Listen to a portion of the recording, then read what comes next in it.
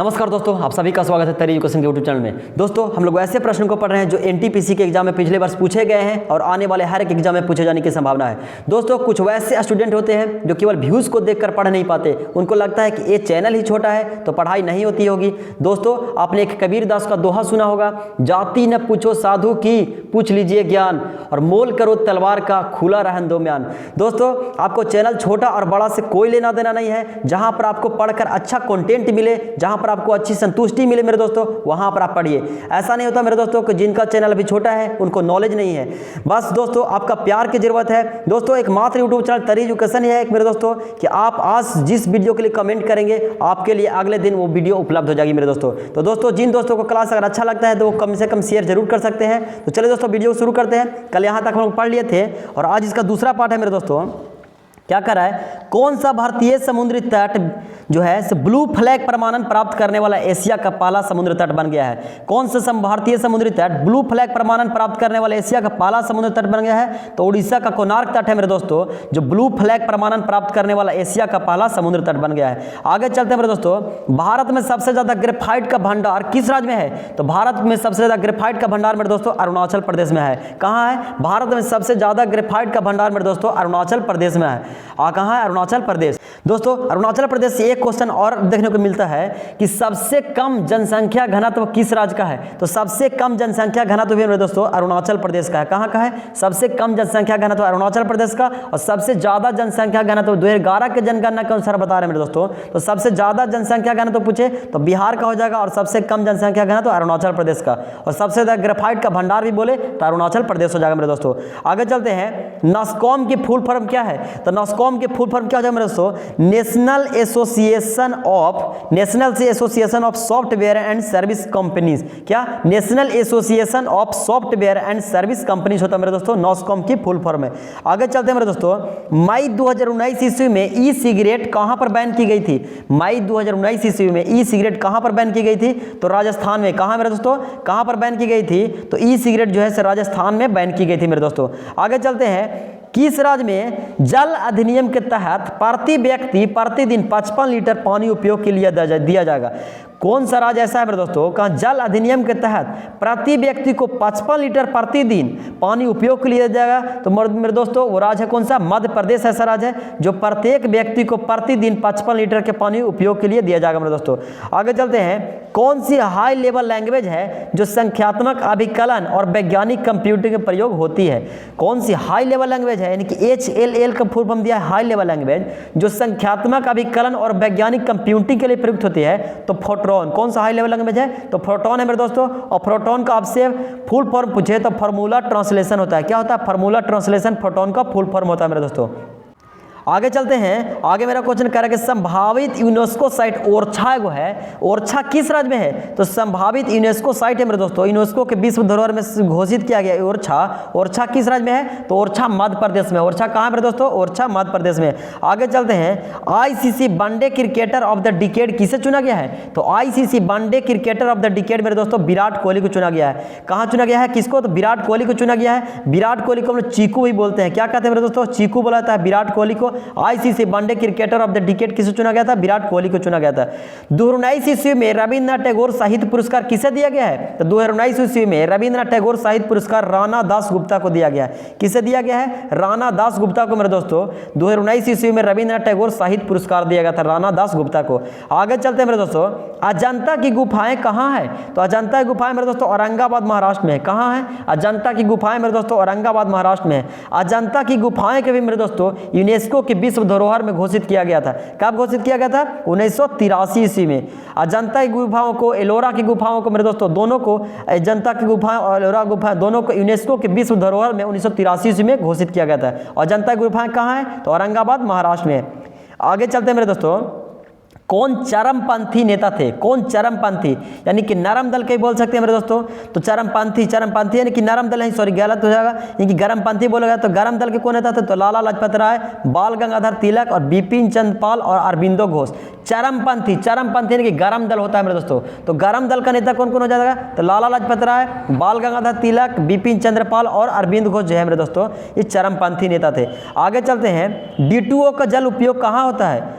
तो D2O का उपयोग मेरे दोस्तों परमाणु भट्टी में शीतलक के रूप में होता है। कहाँ होता है? तो D2O यानी कि भारी जल ड्यूटेरियम ऑक्साइड इसे बोलते हैं। तो उपयोग कहाँ होता है? तो परमाणु भट्टी में शीतलक के रूप में होता है। कहाँ होता है? परमाणु भट्टी में शीतलक का उपयोग के रूप में होता है D2O का प्रयोग। आगे चलते हैं मेरे दोस्तों, पीएम किसान सम्मान निधि योजना में किसानों को कितने रुपए की राशि योजना के अंतर्गत दी जा रही है? पीएम किसान सम्मान निधि योजना में किसानों को कितने रुपए की राशि योजना के अंतर्गत दी जा रही है? तो मेरे दोस्तों आपको बता दूं, 2-2 हज़ार रुपये के 3 किस्त आती है मेरे दोस्तों। तो साल भर में कितना रुपये पैसा हो जाएगा? तो 6,000 रुपया पीएम किसान सम्मान निधि योजना के तहत किसानों को दी जाती है। पीएम किसान सम्मान योजना कब से चली मेरे दोस्तों? तो 2019 ईस्वी से। कब से चली है? 2019 ईस्वी से पीएम किसान निधि योजना जो चालू है मेरे दोस्तों, तो 2-2 हज़ार 4-4 महीने पर इनके 3 किस्त 2-2 हज़ार रुपये करके हर एक साल आती है। तो 3 बार किस्त आती है, 2-2 हज़ार, 3 बार इनके 6,000 रुपया। आगे चलते हैं मेरे दोस्तों, कालिदास रचित नाटक जो है अभिज्ञान शकुंतलम में शकुंतला के पुत्र का नाम क्या है? कालिदास द्वारा रचित है अभिज्ञान शकुंतलम। तो शकुंतलम का पुत्र का नाम क्या है मेरे दोस्तों? तो रामायण आप लोग देखे होंगे। तो शकुंतला का पुत्र का नाम क्या है? तो भारत है। क्या है मेरे दोस्तों? शकुंतला के पुत्र का नाम भारत हो जाएगा। आगे चलते हैं, बंगाल गजट समाचार पत्र है, उसको संपादक कौन थे? संपादक यानी कि संस्थापक भी बोल सकते हैं। तो बंगाल गजट समाचार पत्र के संपादक थे जेम्स ए हिक्की, यानी कि जेम्स अंगस्टम हिक्की भी बोल सकते हैं। जेम्स अंगस्टम हिक्की बंगाल गजट समाचार पत्र के संपादक या फिर संस्थापक थे। आगे चलते हैं मेरे दोस्तों, वर्ल्ड बैंक और अन्य किस बैंक ने विश्व के पहले ब्लॉकचेन बॉन्ड ट्रांजैक्शन के लिए समझौता किया है? वर्ल्ड बैंक और अन्य किस बैंक ने विश्व के पहले ब्लॉकचेन बॉन्ड ट्रांजैक्शन के लिए समझौता किया है? तो कॉमनवेल्थ बैंक। कौन सा बैंक मेरे दोस्तों? Commonwealth bank Australia. कौन? कॉमनवेल्थ बैंक ऑस्ट्रेलिया जो है मेरे दोस्तों ट्रांजैक्शन के लिए समझौता किया है। विश्व के पहले ब्लॉकचेन बॉन्ड ट्रांजैक्शन के लिए समझौता किया है कॉमनवेल्थ बैंक ऑफ ऑस्ट्रेलिया। आगे चलते हैं मेरे दोस्तों, मलेरिया की वैक्सीन किसके द्वारा बनाई गई थी? तो मलेरिया की वैक्सीन मेरे दोस्तों कौन सी कंपनी के द्वारा? तो GSK कंपनी। कौन सी कंपनी के द्वारा? GSK company. GSK full form क्या जाए? ग्लैक्सोस्मिथक्लाइन। क्या? ग्लैक्सोस्मिथक्लाइन मेरे दोस्तों मलेरिया की वैक्सीन किसके द्वारा बनाई गई थी? ग्लैक्सोस्मिथक्लाइन के द्वारा। आगे चलते हैं मेरे दोस्तों, ईस्ट इंडिया एसोसिएशन की स्थापना 1866 ईस्वी में लंदन में किसके द्वारा किया गया था? तो ईस्ट इंडिया एसोसिएशन की स्थापना 1866 ईस्वी में लंदन में दादा भाई नौरोजी के द्वारा किया गया था। किसके द्वारा मेरे दोस्तों? तो दादा भाई नौरोजी के द्वारा। भारत का वयोवृद्ध पुरुष कहा जाता है। क्या कहा जाता है? भारत का वयोवृद्ध पुरुष कहा जाता है दादा भाई नौरोजी को। आगे चलते हैं मेरे दोस्तों, विश्व चैंपियनशिप में 6 गोल्ड मेडल जीतने वाली पहली महिला मुक्केबाज कौन है? विश्व चैंपियनशिप में 6 गोल्ड मेडल जीतने वाली पहली महिला मुक्केबाज कौन है? तो मैरी कॉम है मेरे दोस्तों। कौन है? मैरी कॉम है। आपसे पूछ सकते हैं कि मैरी कॉम जैसे कौन सा खेल से संबंधित है? तो मैरी कॉम कौन हो जाएगा मेरे दोस्तों? मुक्केबाजी हो जाएगा। आगे चलते हैं, कौन सी गैस दहन में श्वसन में नाइट्रोजन के साथ ऑक्साइड बनाती है? कौन सी गैस जो है दहन में श्वसन में नाइट्रोजन के साथ ऑक्साइड बनाएगी? तो ऑक्साइड कौन सी बनाएगी? तो ऑक्सीजन मेरे दोस्तों। नाइट्रोजन के साथ ऑक्साइड बनाती है कौन सी? ऑक्सीजन मेरे दोस्तों। आगे चलते हैं, कोशिका का कौन सा भाग कोशिका के आंतरिक भाग को बाहरी वातावरण से अलग करता है? कोशिका का कौन सा भाग है जो कोशिका के आंतरिक भाग को बाहरी वातावरण से अलग करता है? तो कोशिका झिल्ली या फिर प्लाज्मा झिल्ली। क्या? कोशिका झिल्ली या प्लाज्मा झिल्ली है मेरे दोस्तों जो कोशिका के आंतरिक भाग को बाहरी वातावरण से अलग करता है। आगे चलते हैं, 2018 ईस्वी में भारतीय वायुसेना के लिए कौन सा मिलिट्री लॉन्च किया गया था? Military communication satellite. यानी कि 2018 में भारतीय वायुसेना एयरफोर्स के लिए कौन सा मिलिट्री कम्युनिकेशन सैटेलाइट लॉन्च किया गया था? तो GSAT-7A। क्या? GSAT-7A आपसे पूछ सकते हैं कब लॉन्च किया गया था? तो 2018 ईस्वी में लॉन्च किया था मेरे दोस्तों भारतीय वायुसेना के लिए।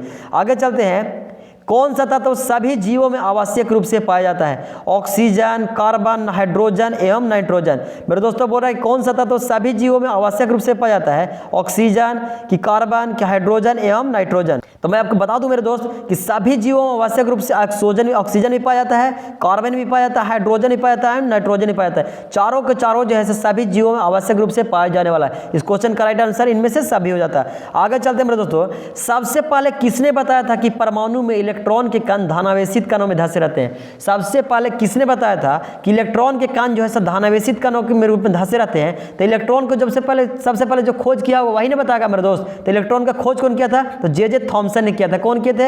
इलेक्ट्रॉन की खोज जे थॉमसन ने किए थे। तो सबसे पहले किसने बताया इलेक्ट्रॉन के कण धनावेशित कणों में रहते हैं? तो जे थॉमसन ने बताया। गोवा के वर्तमान मुख्यमंत्री कौन थे? क्वेश्चन पिछले वर्ष आया था मेरे दोस्तों। तो गोवा के वर्तमान मुख्यमंत्री उस समय के मुख्यमंत्री कौन थे? प्रमोद सावंत थे मेरे दोस्तों। आगे चलते हैं, कंप्यूटर में अनाधिकृत व्यक्ति या फिर संगठन द्वारा डाटा को एक्सेस को रोकने के लिए किस प्रकार की सुरक्षा डाटा का प्रयोग किया जाता है? तो इंफॉर्मेशन डाटा सेक्रेटरी क्या प्रयोग किया जाता है? तो इंफॉर्मेशन यानी कि डाटा सेक्रेटरी। कंप्यूटर में अनाधिकृत व्यक्ति या फिर संगठन द्वारा डाटा को एक्सेस को रोकने के लिए किस प्रकार की सुरक्षा डाटा का प्रयोग किया जाता है? तो इंफॉर्मेशन डाटा सेक्रेटरी। आगे चलते हैं मेरे दोस्त, भारत सरकार द्वारा सभी सरकार के सभी तरह के लेखों का अंकेक्षण कौन करता है? भारत सरकार के द्वारा तथा सभी सरकार के सभी तरह के लेखों का अंकेक्षण कौन करता है? तो भारत के नियंत्रण एवं लेखा परीक्षक। कहाँ? भारत के नियंत्रण एवं महालेखा परीक्षक जो है सब भारत के सभी प्रकार के लेखा जोखन का कार्य भारत के नियंत्रण एवं महालेखा परीक्षक करते हैं। अच्छा, इनकी नियुक्ति कौन करता है मेरे दोस्तों? भारत के नियंत्रण एवं महालेखा परीक्षक की नियुक्ति राष्ट्रपति के द्वारा की जाती है। किसके द्वारा? राष्ट्रपति के द्वारा। आगे चलते हैं मेरे दोस्तों, योजना आयोग कब भंग हुआ? तो योजना आयोग मेरे दोस्तों पिछले शिफ्ट में मेरे दोस्तों पिछले वीडियो में मैंने बताया था, योजना आयोग भंग हुआ था कब? तो 1 जनवरी 2015 ईस्वी को। कितना? 1 जनवरी 2015 ईस्वी को योजना आयोग भंग हुआ और योजना आयोग का स्थान पर मेरे दोस्तों नीति आयोग का उद्घाटन हो गया। नीति आयोग का चालू हो गया कब? 1 जनवरी 2015। और योजना आयोग कब भंग हुआ, समाप्त हुआ? तो 2015। और योजना का गठन कब हुआ था आपसे पूछे? तो योजना का गठन हुआ था मेरे दोस्तों 1950 ईस्वी में। कब हुआ था? 1950 ईस्वी में। और भंग कब हो गया था? 1 जनवरी 2015 ईस्वी में। आगे चलते मेरे दोस्तों, नीति आयोग के प्रथम अध्यक्ष कौन थे? बताया कि नीति आयोग का गठन 1 जनवरी 2015 में हुआ था। और नीति आयोग का अध्यक्ष कौन होते हैं? तो उसके पीएम होते हैं। नीति आयोग के जो अध्यक्ष जो होते हैं वो पीएम जो होते हैं वर्तमान में, वही उसके अध्यक्ष होते हैं। तो प्रथम अध्यक्ष कौन थे? नरेंद्र मोदी थे। और अभी भी पूछा कि अध्यक्ष कौन है? तो नरेंद्र मोदी ही है। आगे चलते हैं, भारत का मानव युक्त प्रथम अंतरिक्ष यान का क्या नाम है? भारत का मानव युक्त प्रथम अंतरिक्ष यान का नाम है गगनयान। क्या नाम है मेरे दोस्तों? भारत का मानव युक्त प्रथम अंतरिक्ष यान का नाम क्या है? तो गगनयान नाम है मेरे दोस्तों। आगे चलते हैं, पृथ्वी के घूर्णन गति के कारण कौन सा बल उत्पन्न होता है जिससे पावनें अपनी मूल दिशा में विक्षेपित हो जाती है? पृथ्वी के घूर्णन गति के कारण कौन सा बल उत्पन्न होता है जिससे पावनें अपनी मूल दिशा में विक्षेपित हो जाती है? तो कोरियालिस बल। कौन सा मेरे दोस्तों? कोरियालिस बल जो है जिससे पावन अपनी मूल दिशा में विक्षेपित हो जाती है। पृथ्वी के घूर्णन गति के कारण कौन सा बल? तो कोरियालिस बल। आगे चलते हैं मेरे दोस्तों, महात्मा गांधी ने किस घटना के बाद 1922 ईस्वी में असहयोग आंदोलन वापस ले लिया था? तो महात्मा गांधी ने किस घटना के बाद असहयोग आंदोलन को वापस लिया था मेरे दोस्तों? तो चौरी चौरा घटना के बाद। क्या? तो चौरी चौरा कांड के बाद मेरे दोस्तों असहयोग आंदोलन को 1922 ईस्वी में वापस ले लेते कौन? गांधी जी मेरे दोस्तों। आगे चलते हैं, तीसरा बौद्ध संगीति किस राजा के काल में हुई थी? तो तीसरा बौद्ध संगीति मेरे दोस्तों अशोक के कार्यकाल में हुई थी। किसके शासनकाल में? अशोक के शासनकाल में। और तीसरा बौद्ध संगीति हुआ कहां पर था मेरे दोस्तों? तो कहां हुआ था? तो पाटलिपुत्र में। कहां हुआ था? पाटलिपुत्र, यानी कि हम लोग पटना भी बोल सकते हैं। तीसरा बौद्ध संगीति पाटलिपुत्र में हुआ था। इसके किसके अध्यक्ष थे? अशोक के शासनकाल में होता है मेरे दोस्तों। आगे चलते हैं, 2017 में जीएसटी किस मंत्रालय ने लागू किया था? 2017 में जीएसटी जो लागू है मेरे दोस्तों कौन सा मंत्रालय द्वारा लागू हुआ था? तो डिपार्टमेंट ऑफ कंज्यूमर अफेयर्स। कौन? डिपार्टमेंट ऑफ कंज्यूमर अफेयर्स मेरे दोस्तों। जीएसटी किसके द्वारा लागू हुआ था? तो डिपार्टमेंट ऑफ कंज्यूमर अफेयर्स। आगे चलते मेरे दोस्तों, मॉनिटर का अन्य नाम क्या है? तो मेरे दोस्तों एक क्वेश्चन को मैंने बताया था कंप्यूटर वाले प्रश्न जब एक शिफ्ट में लिया था मेरे दोस्तों कि एनटीपीसी के जितना भी शिफ्ट में आए हुए प्रश्न को कंप्यूटर वाला प्रश्न एक शिफ्ट में मेरे दोस्तों एक वीडियो में हमने प्रश्न को कराया है। तो वो क्वेश्चन वहाँ वीडियो में आया हुआ था। मॉनिटर का अन्य नाम क्या है? तो VDU यानी कि विजुअल डिस्प्ले यूनिट है। मॉनिटर का अन्य नाम है क्या है? VDU। VDU का फुल फॉर्म क्या है? तो विजुअल डिस्प्ले यूनिट। आगे चलते हैं मेरे दोस्तों, कंप्यूटर स्क्रीन पर ब्लिंक करती हुई एक तीर जो उस बिंदु को दिखाने के लिए चलती है जहां काम किया जा रहा है, उसे क्या कहते हैं? उसे हम लोग कर्सर कहते हैं। क्या कहते हैं? कंप्यूटर स्क्रीन पर ब्लिंक करते हुए एक तीर जो उस बिंदु को दिखाने के लिए चलती है जहां काम किया जा रहा है, उसे हम लोग कर्सर कहते हैं। क्या कहते हैं? कर्सर कहते हैं। आगे चलते हैं मेरे दोस्तों, नाबार्ड की फुल फॉर्म। नाबार्ड की फुल फॉर्म मेरे दोस्तों क्या है? तो national bank for agriculture and rural development. क्या? National bank for agriculture and rural development NABARD की फुल फॉर्म मेरे दोस्तों। और नाबार्ड का गठन कब हुआ था? तो 1982 ईस्वी में। कब हुआ था गठन? 1982 ईस्वी में। और कौन सा समिति पूछता है मेरे दोस्तों? तो समिति कौन सा जाकर? शिवरामन समिति। आप लोग याद रखेंगे, नाबार्ड का जो स्थापना हुआ था 1982 ईस्वी में शिवरामन समिति का आधार पर हुआ था। और नाबार्ड की फुल फॉर्म का नाम क्या है? तो national bank for agriculture and rural development है। आगे चलते हैं मेरे दोस्तों, नोबेल पुरस्कार विजेता सबसे युवा कौन है? नोबेल पुरस्कार विजेता सबसे युवा कौन थे मेरे दोस्तों? तो मलाला यूसुफजाई। कौन थे? मलाला यूसुफजाई मेरे दोस्तों नोबेल पुरस्कार के विजेता सबसे युवा आदमी थे। आगे चलते हैं मेरे दोस्तों, कंडुका पहाड़ी पर स्थित एक मुर्देश्वर मंदिर जो है, मुर्देश्वर टेम्पल किस राज्य में स्थित है? तो बोल रहा है कंडुका पहाड़ी पर स्थित एक मुर्देश्वर मंदिर है जो कौन राज्य? किस राज्य में है? तो राज्य कहाँ जगह मतलब उत्तरी कनाडा, जिला कर्नाटक में। कहाँ? उत्तरी कनाडा है मेरे दोस्तों राज्य, और जिला कहाँ है? तो कर्नाटक में। कहाँ? जिला कर्नाटक पड़ता है, उत्तरी कनाडा। आगे चलते हैं, भारतीय लोक सेवा दिवस कब मनाया जाता है? भारतीय लोक सेवा दिवस मेरे दोस्तों 21 अप्रैल। कब मनाया जाता है? भारतीय लोक सेवा दिवस 21 अप्रैल को मनाया जाता है। और कब से मनाया जा रहा था? 2006 से। कब से? 2006 से मनाया जा रहा है मेरे दोस्तों। भारतीय लोक सेवा दिवस 21 अप्रैल से मनाया जाता है और 2006 से शुरू हुआ है। आगे चलते हैं, आकाश का रंग नीला क्यों दिखाई देता है? तो आकाश का रंग नीला क्यों दिखाई देता है मेरे दोस्तों? प्रकाश के प्रकीर्णन के कारण। किसके कारण आकाश का रंग नीला दिखाई देता है? प्रकाश के प्रकीर्णन के कारण। आपसे एक और क्वेश्चन पूछ सकते हैं मेरे दोस्तों कि सूरज उगते समय या फिर डूबते समय जो है लाल क्यों दिखाई देता है? तो प्रकाश के प्रकीर्णन के कारण। किसके कारण? प्रकाश के प्रकीर्णन के कारण सूरज उगते और डूबते समय लाल दिखाई देता है। और आकाश का रंग नीला क्यों दिखाई देता है? तो प्रकाश के प्रकीर्णन के कारण। आगे चलते हैं मेरे दोस्तों, भारत किस अंतर्राष्ट्रीय संगठन का सदस्य नहीं है? बोल रहा है कि भारत किस अंतर्राष्ट्रीय संगठन का सदस्य नहीं मेरे दोस्तों? तो नाटो का। किसका?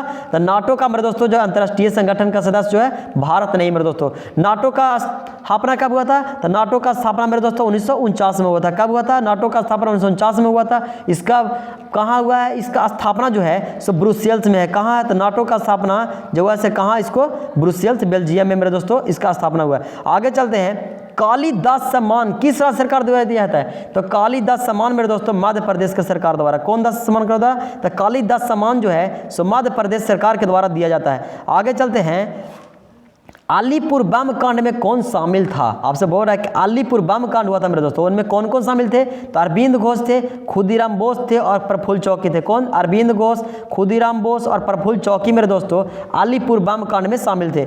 आगे चलते हैं, दंत रोग विशेषज्ञ दांतों के उपचार यानी कि बड़ी छवि को देखने हेतु किस दर्पण का उपयोग करते हैं? तो दंत रोग विशेषज्ञ मेरे दोस्तों डॉक्टर के द्वारा दांत के, नाक के इस्तेमाल में रोग के उपचार करने के लिए कौन सा दर्पण का उपयोग करते हैं? तो अवतल दर्पण का इस्तेमाल करते हैं मेरे दोस्तों। अवतल दर्पण का इस्तेमाल किया जाता है। आगे चलते हैं, प्रथम लोकसभा चुनाव कब हुए थे? तो प्रथम लोकसभा चुनाव 1951-52 में हुआ था। कब हुआ था मेरे दोस्तों?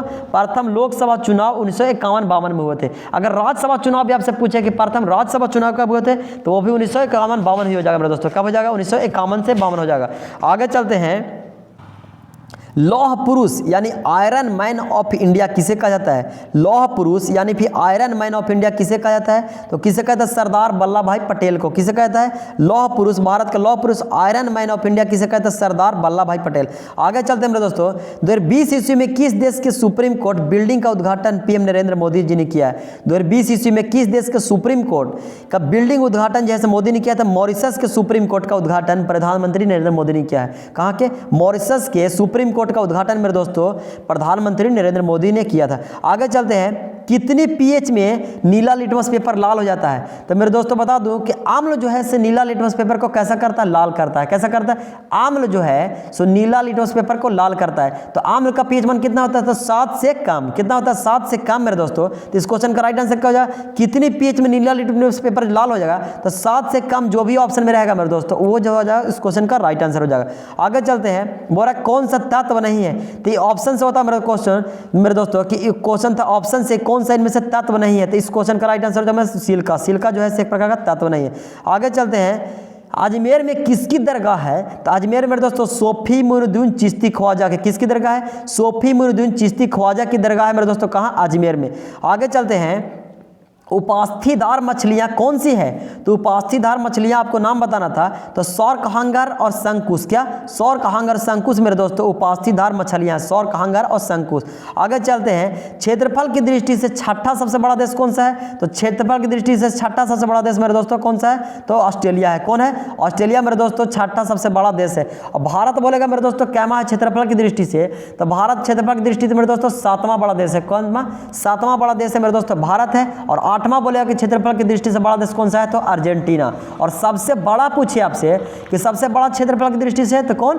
तो रूस। कौन सा देश मेरे दोस्तों सबसे क्षेत्रफल की दृष्टि से बड़ा देश? रूस। और जनसंख्या की दृष्टि से बड़ा देश चाइना। आगे चलते हैं, the early history of India पुस्तक के लेखक कौन है? The early history of India पुस्तक के लेखक कौन है? तो विसेंट स्मिथ। कौन है? The early history of India पुस्तक के लेखक है विसेंट स्मिथ। आगे चलते हैं मेरे दोस्तों, ब्रिटिश भारत में गवर्नर जनरल के पद के स्थान पर वायसराय पद की स्थापना कब हुई?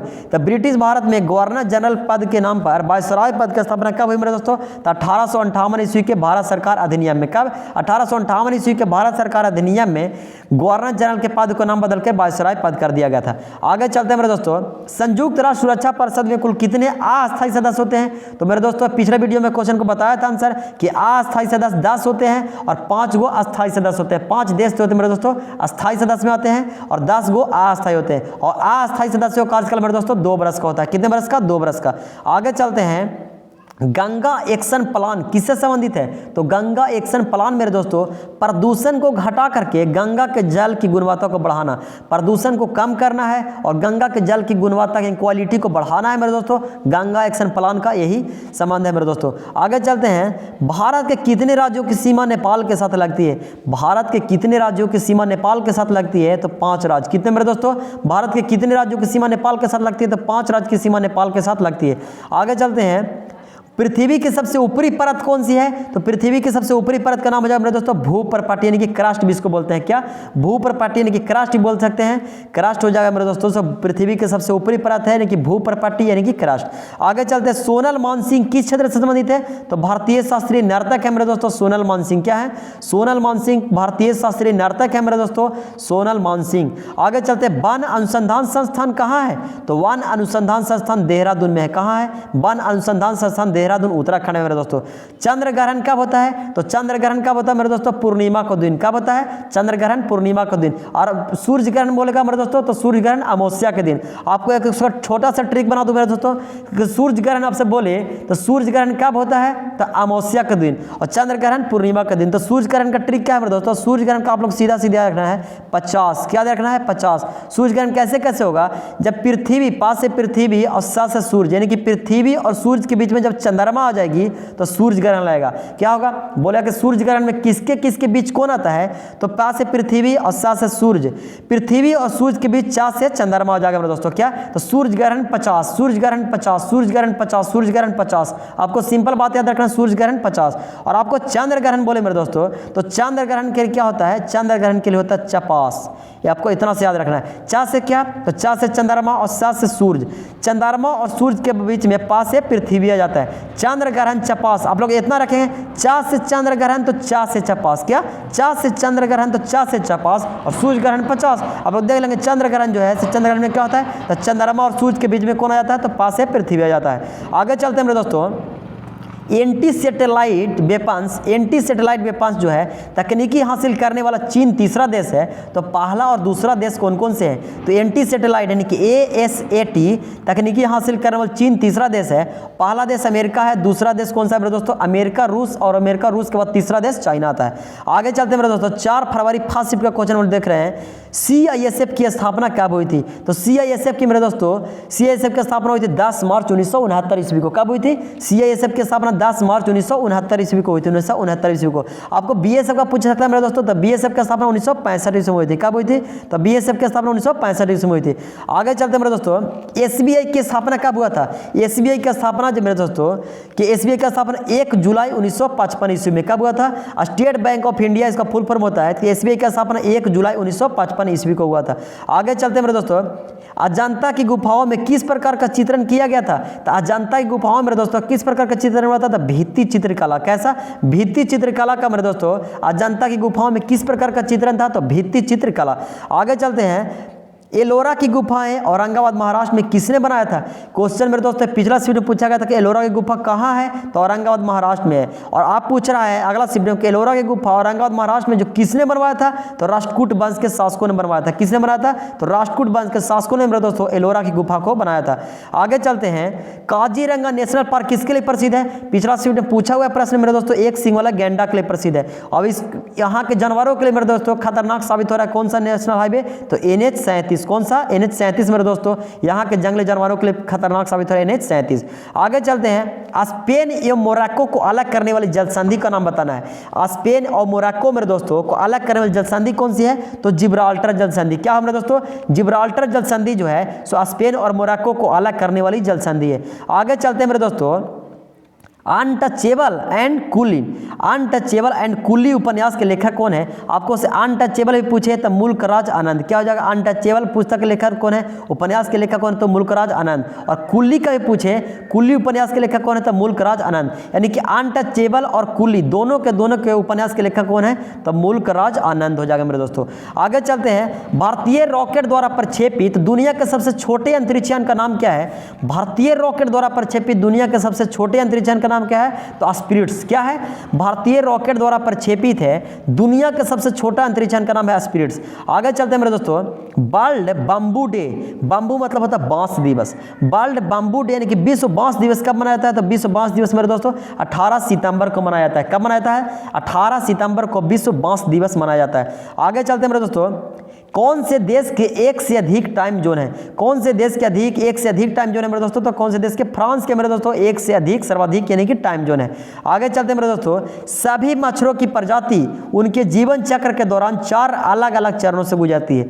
सभी मच्छर की प्रजाति उनके जीवन चक्र के दौरान 4 अलग अलग चरणों से गुजरती है। उनका सही क्रम क्या है? तो पहला एग, फिर लार्वा, फिर प्यूपा एंड एडल्ट। क्या? Egg, larva, pupa and adult, 4 उनका सही क्रम है मेरे दोस्तों। उसको सही क्रम में सजाना था ऑप्शन में, तो इसका राइट आंसर क्या हो जाएगा? एग से बनेगा लार्वा, लार्वा से प्यूपा, प्यूपा से यानी कि एडल्ट हो जाए। आगे चलते हैं, खिलाफत आंदोलन का नेतृत्व किसने किया था? तो खिलाफत आंदोलन चला था कब मेरे दोस्तों? तो खिलाफत आंदोलन चला था 1919 ईस्वी में। कब चला था? 1919 ईस्वी में चला गया था मेरे दोस्तों खिलाफत आंदोलन। और खिलाफत आंदोलन का नेतृत्व किसने किया था? तो मोहम्मद अली और शौकत अली, दोनों भाई मिलकर किए थे मेरे दोस्तों। मोहम्मद अली और शौकत अली बंधुओं ने खिलाफत आंदोलन का नेतृत्व किया था। आगे चलते हैं, मेरे अगला क्वेश्चन क्या कह रहा है? कंप्यूटर क्षमता की सबसे बड़ी यूनिट क्या है? तो कंप्यूटर क्षमता की सबसे बड़ी यूनिट आपको ऑप्शन से देकर छांटना था मेरे दोस्तों। कौन सा हो जाएगा? जेटाबाइट। क्या हो जाएगा? जेटाबाइट यानी कि जेड भी जो है सो कंप्यूटर क्षमता की सबसे बड़ी यूनिट है। आप लोग देख सकते हैं मेरे दोस्तों, जेड जो है ABCD के सबसे लास्ट में आता है। सबसे लास्ट में जो आता है यानी कि सबसे बड़ा पूछे तो सबसे बड़ा जो सबसे लास्ट में है मेरे दोस्तों सबसे बड़ा हो गया, यानी कि जेड भी जो है यानी कि जेटाबाइट कंप्यूटर क्षमता की सबसे बड़ी यूनिट हो जाएगी। आगे चलते हैं, 2018 में कहाँ पर गुफा में फंसे हुए 12 फुटबॉल खिलाड़ियों लड़कों को 18 दिन बाद बचा लिया गया था? 2018 ईस्वी में कौन देश में गुफा में फंस गए थे 12 फुटबॉल खिलाड़ी लड़का, उनको 18 दिन के बाद बचाया गया था? तो थाईलैंड में फंसे हुए थे मेरे दोस्तों 12 फुटबॉल खिलाड़ी, उनको बचाया गया था। आगे चलते मेरे दोस्तों, IMF अंतर्राष्ट्रीय मुद्रा कोष इंटरनेशनल मॉनेटरी फंड के सदस्य देश कितने हैं? तो IMF में कितना देश है मेरे दोस्तों? 190 देश हैं। कितना देश है? तो IMF में 190 देश हैं। अगर संयुक्त राष्ट्र संघ में आपको पूछे तो कितना देश है? तो संयुक्त राष्ट्र संघ में 193 देश है मेरे दोस्तों। और 193वां सदस्य कौन सा देश है? तो दक्षिणी सूडान। कौन देश है? 193वां पूछे सबसे लास्ट देश कौन सा है? तो दक्षिणी सूडान हो जाएगा मेरे दोस्तों। आगे चलते हैं, G7 क्या है? तो G7 एक अंतर्राष्ट्रीय अंतर सरकारी आर्थिक संगठन है जिसमें दुनिया की 7 उन्नत अर्थव्यवस्थाएं शामिल है। कौन कौन? Canada, France, Germany, Italy, Japan, United kingdom और संयुक्त राज्य अमेरिका। G7 है मेरे दोस्तों 7 दुनिया की उन्नत अर्थव्यवस्था देश शामिल है मेरे दोस्तों। G7 पर एक ट्रिक का वीडियो हमने बनाया था, आज मेरे चैनल पर उपलब्ध है, अगर आपने नहीं देखा है तो जाकर देख सकते हैं। आगे चलते हैं, कांग्रेस सदस्यों के द्वारा 26 जनवरी 1930 ईस्वी को किस दिवस के रूप में मनाया गया था? तो कांग्रेस सदस्यों के द्वारा 26 जनवरी 1930 ईस्वी को किस दिवस के रूप में मनाया गया था? तो प्रथम स्वतंत्रता दिवस के रूप में। 26 जनवरी 1930 ईस्वी को कांग्रेस के द्वारा प्रथम स्वतंत्रता दिवस के रूप में मनाया गया था मेरे दोस्तों। आगे चलते हैं, मुस्लिम लीग की स्थापना कहाँ पर हुई थी? तो मुस्लिम लीग की स्थापना बांग्लादेश ढाका में हुई थी। कहाँ हुई थी? तो मुस्लिम लीग की स्थापना बांग्लादेश ढाका में हुई थी मेरे दोस्तों। आगे चलते हैं, 11वीं शताब्दी में उज्बेकिस्तान से भारत कौन आया था? तो 11वीं शताब्दी में उज्बेकिस्तान से भारत आया था अलबरूनी। कौन आया था मेरे दोस्तों? अलबरूनी पूछा किसके साथ आया था? तो महमूद गजनवी के साथ भारत आया था। किसके साथ? अलबरूनी महमूद गजनवी के साथ में भारत आया था मेरे दोस्तों। 11वीं शताब्दी में उज्बेकिस्तान से भारत कौन आया था? तो अलबरूनी। आगे चलते हैं मेरे दोस्तों, MS एक्सेल 2010 में टोटल कितने कॉलम हैं? तो कितने कॉलम है मेरे दोस्तों? देख लीजिए, इकाई, दहाई, सैकड़ा, हजार, 10,000, लाख, 10 लाख। 10,48,556 जो है मेरे दोस्तों सो रॉ हैं एंड 16,384 जो मेरे दोस्तों कॉलम है। कॉलम पूछेगा तो 16,384 और रॉ पूछेगा मेरे दोस्तों तो 10,48,576। आगे चलते हैं, प्रथम पंचवर्षीय योजना का मुख्य उद्देश्य क्या था? तो प्रथम पंचवर्षीय योजना का मुख्य उद्देश्य मेरे दोस्तों कृषि पर विकास करना था। किस पर और कौन सी मॉडल पर आधारित थी? तो पहला हेराल्ड लिंक, क्या पहला हेराल्ड लिंक के हेराल्ड डोमर मॉडल पर। कौन सा? हेराल्ड डोमर मॉडल पर मेरे दोस्तों प्रथम पंचवर्षीय योजना आधारित थी। और दूसरा पूछेगा तो दूसरा पीसी महालनोबिस के मॉडल पर, क्या दूसरा पिसाग लेन, दूसरा पीसी महालनोबिस के मॉडल पर, और पहला हेराल्ड लिंक की पहला हेराल्ड डोमर मॉडल के आधारित थी। आगे चलते हैं, स्वर्णिम चतुर्भुज परियोजना जो है वो स्वर्णिम चतुर्भुज परियोजना में कौन कौन सा मेट्रो सिटी को जोड़ा जाता है? तो स्वर्णिम चतुर्भुज परियोजना में कौन सा मेट्रो सिटी को जोड़ा जाता है? तो दिल्ली, कोलकाता, मुंबई, चेन्नई। कौन का? दिल्ली, कोलकाता, मुंबई, चेन्नई को मेरे दोस्तों स्वर्णिम चतुर्भुज परियोजना में मेट्रो सिटी को जोड़ा जाता है, दिल्ली, कोलकाता, मुंबई और चेन्नई को।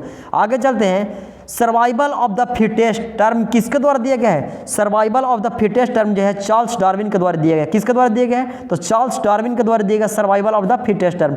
आगे चलते हैं, वायु कोष्ठिका का कार्य क्या है? तो वायु कोष्ठिका का कार्य क्या है मेरे दोस्तों? यानी कि अल्वेओली का कार्य क्या है? वायु कोष्ठिका का कार्य क्या है? तो रुधिर वायु के ऑक्सीजन का अवशोषण करता है और कार्बन डाइऑक्साइड को छोड़ देता है।